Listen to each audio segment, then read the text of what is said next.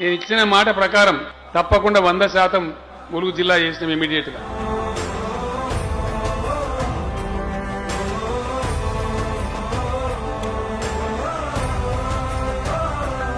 పోయిన ఎలక్షన్లో నేను ఇక్కడికి వచ్చిన ఇదే ములుగులో మాట్లాడినా. మీరందరూ కోరినప్పుడు మాకు ములుగు జిల్లా కావాలని నేను మీకు మాట ఇచ్చినా. ఇక్కడ మా పార్టీ ఎమ్మెల్యేని మీరు ఓడగొట్టిండ్రు, అయినా నేను మాట తప్పలే, నేను మీ మీద అలగలే. ఎందుకంటే ములుగు నాది కదా.